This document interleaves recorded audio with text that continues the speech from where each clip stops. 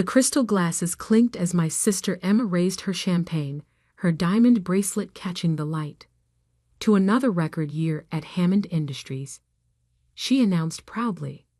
Our family erupted in cheers, their voices echoing through the marble-floored dining room of my parents' mansion. I sat quietly, nursing my coffee, watching the scene unfold like a well-rehearsed play. Every year, the family reunion doubled as a celebration of Hammond Industries' success. The company my grandfather built, the one my father now ran, and the one my sister was being groomed to inherit. Speaking of success, Emma turned to me, her smile sharp as a paper cut. "How's the job hunt going, Olivia?"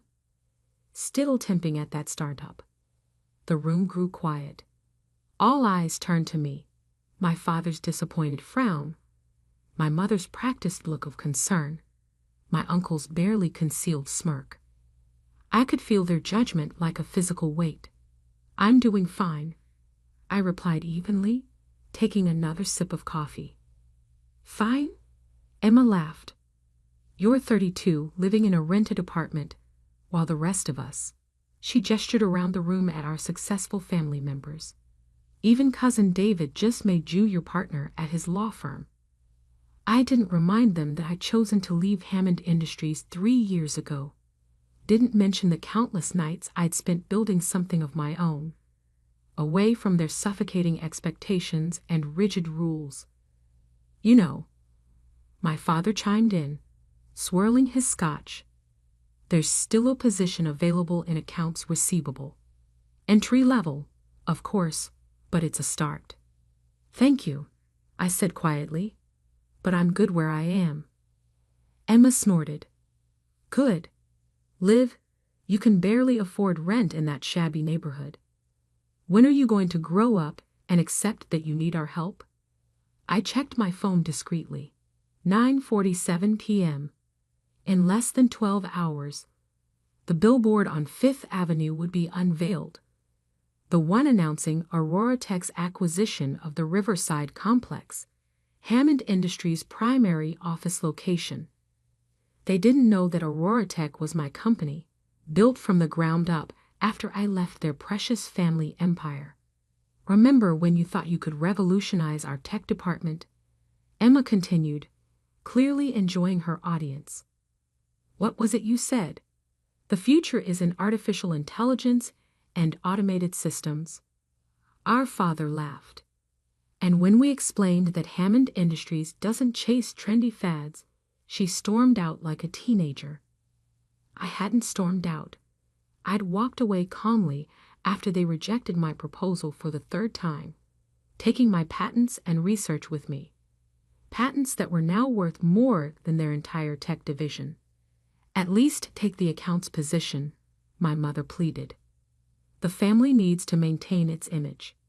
What will people think?"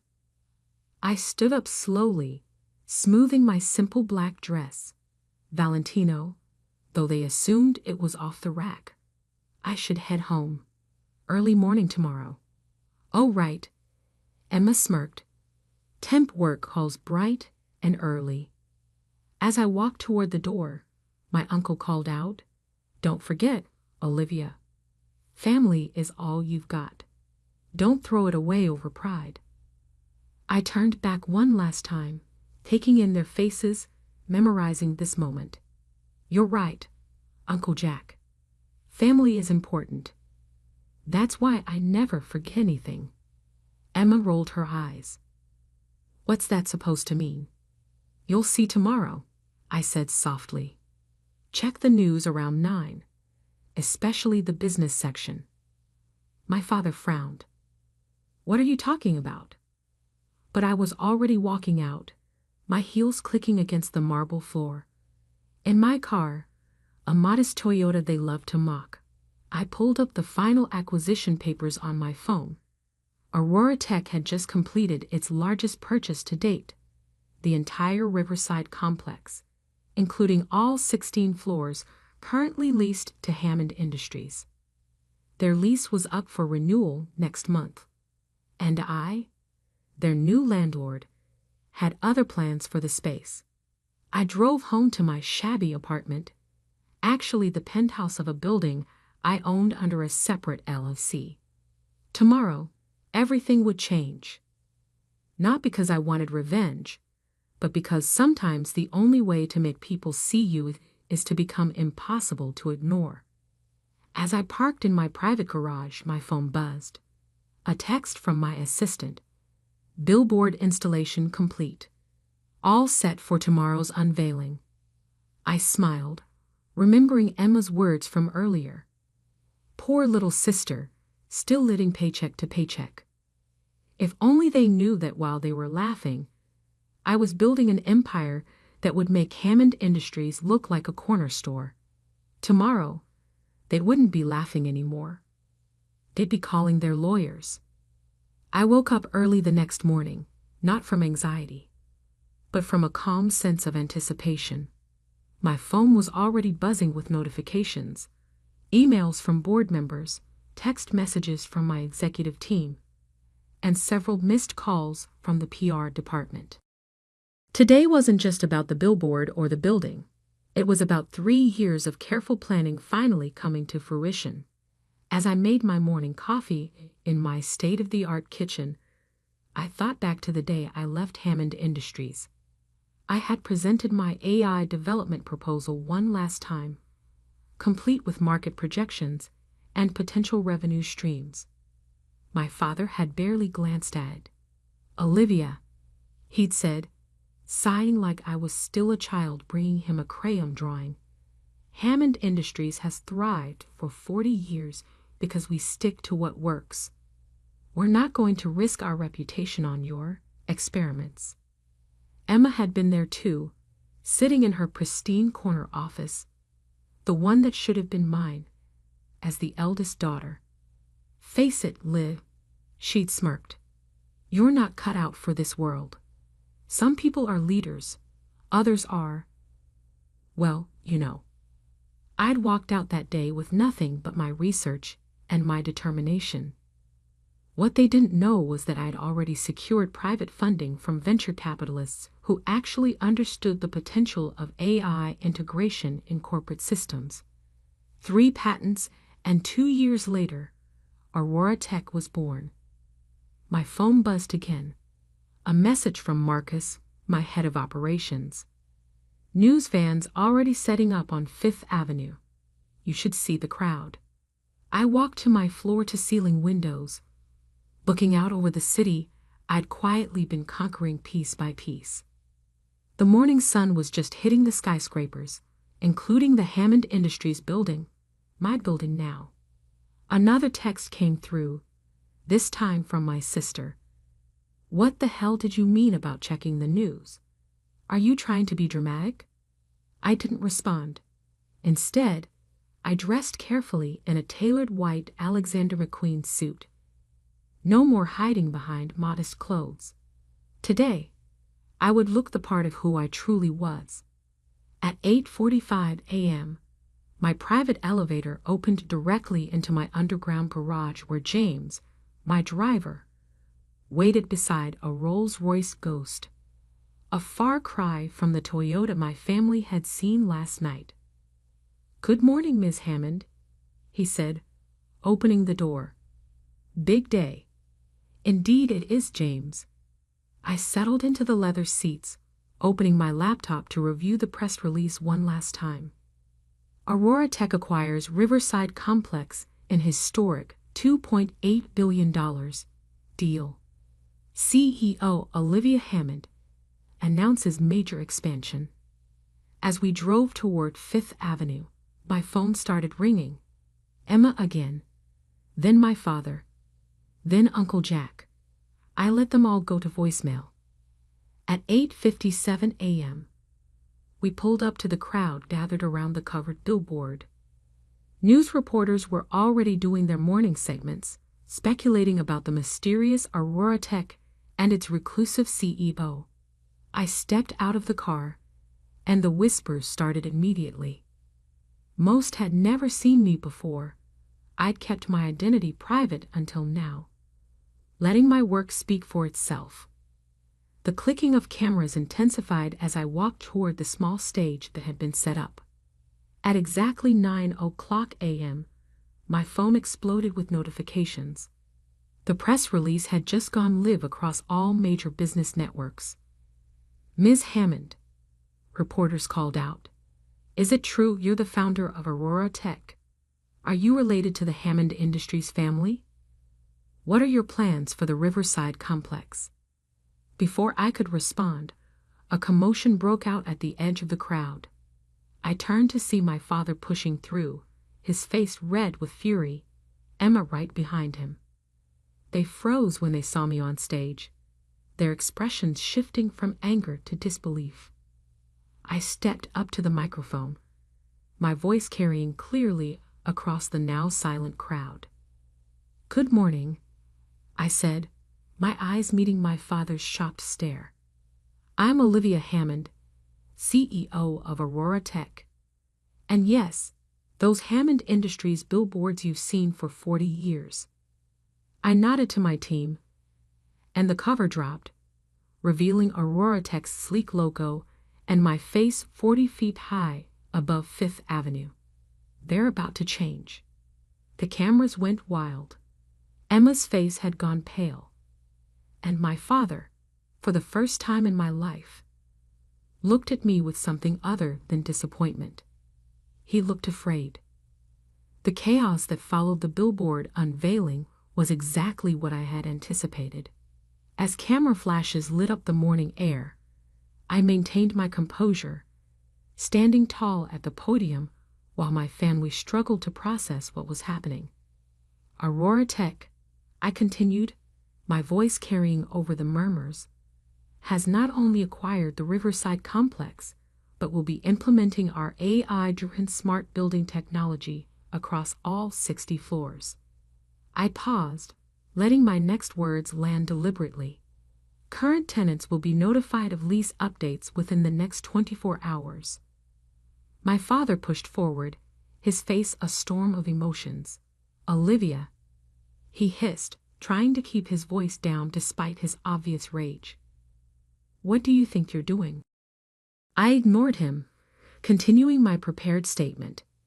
"This acquisition marks the beginning of Aurora Tech's expansion into commercial real estate automation, a vision that some said was impossible." My eyes met Emma's, who was frantically typing on her phone.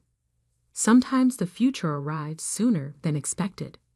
As I stepped away from the podium, reporters shouted questions.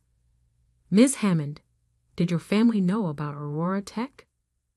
Was this acquisition a hostile takeover? Will Hammond Industries be evicted from the complex?" My PR team handled the press while I walked calmly toward my waiting car. My father grabbed my arm, his grip tight, but trembling. "You can't do this," he growled. "That building has been Hammond Industries' headquarters for 30 years. I gently removed his hand. "Actually, I can. Your lease expires in exactly 28 days. Check your contract." Emma rushed up, her designer heels clicking frantically on the pavement. "This is insane. You're trying to destroy everything our family built." "No," I replied softly. "I'm showing you everything you refuse to build." I turned to my father. "Remember that AI proposal you dismissed? The one you called a trendy fad? Aurora Tech's market valuation hit $12 billion last quarter. That's 3 times Hammond Industries' worth." His face went ashen. "12 billion? The meeting to discuss your lease renewal is at 2 p.m. today," I said, checking my watch. "Don't be late. I have other potential tenants interested in the space." As I slid into my car, Emma banged on the window. "You can't just walk away. We're family." I lowered the window slightly. "Funny. That's exactly what I said 3 years ago when you all laughed me out of the building." I nodded to James. "That will be all." Back at Aurora Tech's headquarters, a sleek glass tower I'd purchased last year, My executive team was waiting in the conference room. The wall-mounted screens displayed real-time news coverage of the morning's events, along with Hammond Industries' plummeting stock price. Marcus, my COO, handed me a tablet. Their board called an emergency meeting. Apparently, your father never told them about your AI proposal. Now they're questioning his judgment. I wasn't surprised. My father had always protected Emma, grooming her for leadership while dismissing my innovations. Now his bias would cost him. There's more, Sarah, my head of legal, added. We've received calls from 3 other major tech firms. They want to discuss partnerships now that Aurora's gone public. I sat at the head of the table, remembering all the times my family had made me feel small for daring to think differently. What's the status on Project Phoenix? Marcus grinned. Ready to launch whenever you give the word. It'll make today's news look like a warm-up. Project Phoenix was what I'd been building toward all along. The Riverside complex was just the beginning. Aurora Tech had spent the last year quietly acquiring key properties and patents across the country. Properties that Hammond Industries depended on without even knowing it. My phone buzzed. A message from my mother.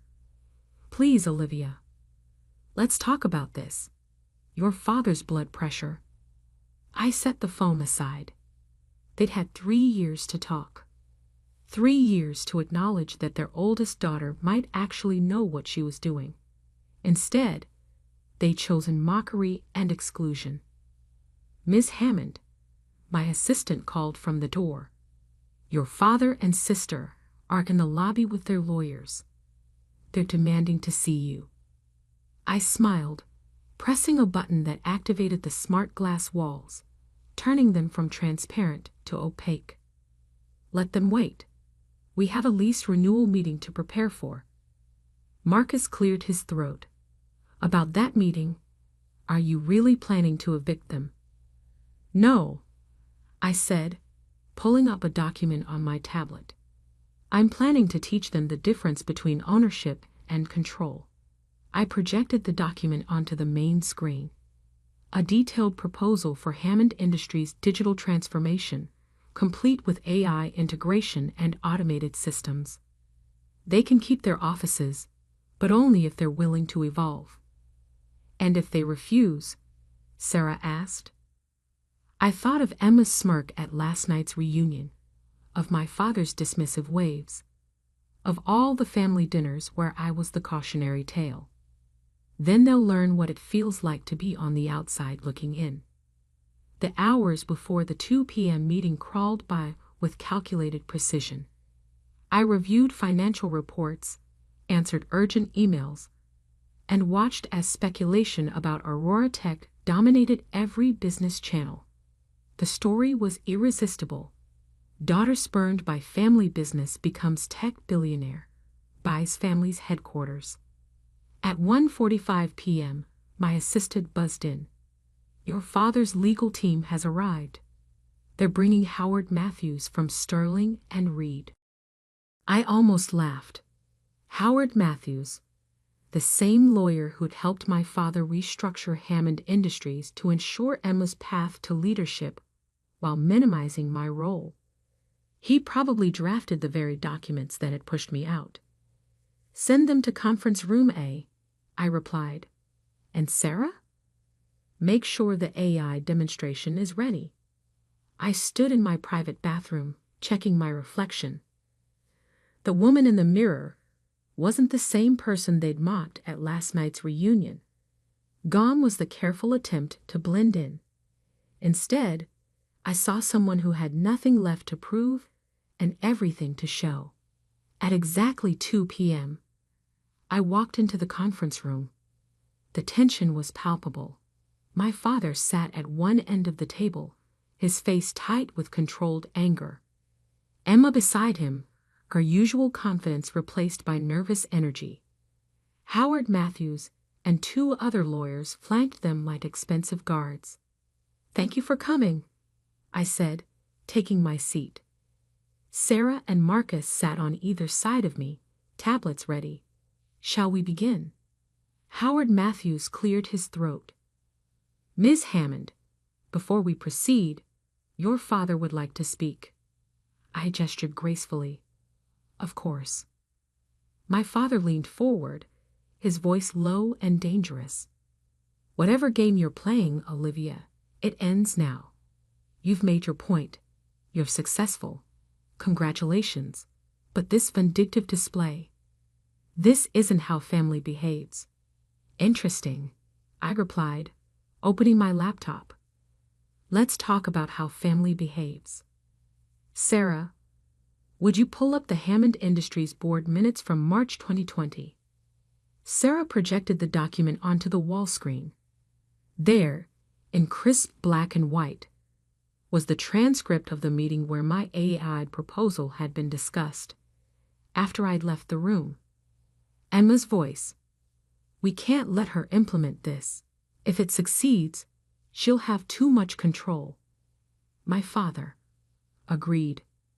The board votes to reject a proposal and begin transitioning Olivia to a non-essential role. The color drained from Emma's face. How did you get those minutes? I have an excellent legal team, I replied smoothly. But let's focus on the present. Your lease expires in 28 days. I have a proposal that could benefit both companies.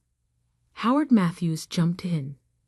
Any attempt to evict Hammond Industries would be met with immediate legal action. The publicity alone would be fascinating, I cut in, especially when the press learns how Hammond Industries systematically suppressed innovative technology to maintain family control. I turned to my father. But I'm not here to destroy what grandfather built. I'm here to save it. Marcus distributed tablets to everyone at the table. What you're looking at, he explained, is a comprehensive integration proposal. Aurora Tech's AI systems would modernize Hammond Industries' entire operation. Projected efficiency increase, 47%. Cost reduction, 35%. The catch, Emma said, scrolling through the document. What's the catch? Aurora Tech would manage all technological implementation, I replied. And I would join Hammond Industries board, not as your employee, but as a major technology partner. My father's hand tightened on the tablet. And if we refuse? I stood, walking to the window that overlooked the city. Then you have 28 days to relocate 40 years of business operations. Your choice. This is blackmail, Emma snapped. No, I turned back to face them. This is business. The same business you taught me, remember? Some people are leaders, others are, well, you know. Howard Matthews was whispering urgently to my father, who looked like he'd aged 10 years in the last hour. Emma was still scrolling through the proposal, her expression shifting from anger to something else, recognition. The AI system, she said slowly. This is what you tried to show us 3 years ago, isn't it? But it's more advanced now. Much more, I confirmed. Aurora Tech holds 17 patents in artificial intelligence and automated systems. We're not just a real estate company. We're the future you refuse to see. My father stood abruptly. We need time to review this with our board. You have until 5 p.m. tomorrow, I replied. After that, I start entertaining other offers for the space. As they gathered their things, Emma lingered behind. Why didn't you tell us? About Aurora Tech? About everything? I looked at my sister, really looked at her, seeing not the favorite child who had tormented me, but someone who might finally understand what she'd missed. Would you have believed me? I asked softly. Or would it have been another family dinner joke? She had no answer for that. After they left, Marcus turned to me. Think they'll accept? I walked back to my desk, picking up a framed photo I kept hidden in the drawer. my grandfather on the day he founded Hammond Industries, young and full of dreams about building something that would last. They don't have a choice, I replied, and that's exactly what they need to understand. The next 24 hours unfolded like a carefully orchestrated symphony. Hammond Industries stock had dropped 18% by closing bell, while Aurora Tech's valuation soared. My phone was flooded with messages from relatives who had suddenly remembered my existence, cousins offering congratulations, aunts claiming they'd always believed in me, uncles wanting to discuss investment opportunities. I ignored them all. At my penthouse that evening, I sat on my terrace overlooking the city lights, a glass of wine in hand. My mother had tried to visit earlier, bringing my favorite childhood dessert like it could sweeten the bitter pills I'd forced them to swallow. "I just don't understand," she'd said, standing in my marble foyer, taking in the obvious wealth she'd never noticed before. "Why did you pretend to struggle? Why let us think you were less?" "Because," I'd replied, not inviting her further in, "you needed to show me who you really were when you thought I had nothing." Now, as midnight approached, my phone lit up with a text from Emma. "Can we talk? Just us. Please." I considered ignoring it, but something in me, maybe the last remnant of the sister I used to be, made me reply. The cafe on 73rd, 7 a.m. Sleep didn't come easily that night. I kept thinking about the day grandfather had handed over control to my father, how proud he'd been, how he'd always told us that Hammond Industries wasn't just a company, it was a legacy. "Take care of it," he'd said, "and take care of each other." We'd failed on both counts. The cafe was empty when I arrived, except for Emma sitting in a corner booth. No designer bag, no power suit, just jeans and a sweater like when we were young. She looked tired, human. "You look different," she said as I sat down. "I look like myself," I corrected. "You're just seeing me for the first time." She stared into her coffee. "The board met until midnight. They want to accept your proposal. Dad fought it, but after they saw the projected numbers." She looked up at me. "You're not just successful, are you? You're brilliant." "I always was," I said quietly. "You all just decided I wasn't." "Because you were different," she admitted. "You saw things we couldn't. It scared Dad. It scared me." She pulled out her phone, showing me an article about Aurora Tech's rise. 17 patents?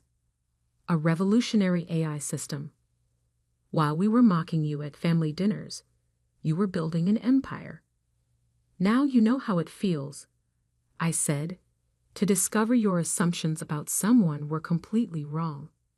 Tears filled her eyes. "I was awful to you. We all were. And you just took it. Planned. Built. Why?"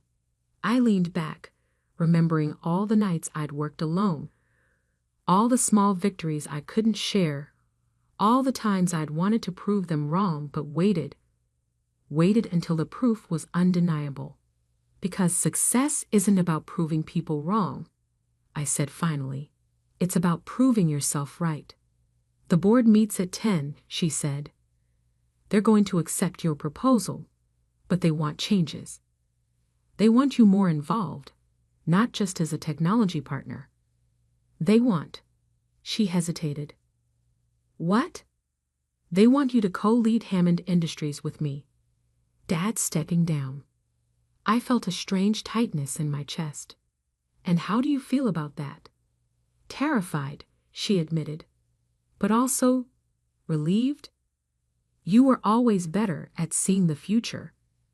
I was just better at playing the game Dad created.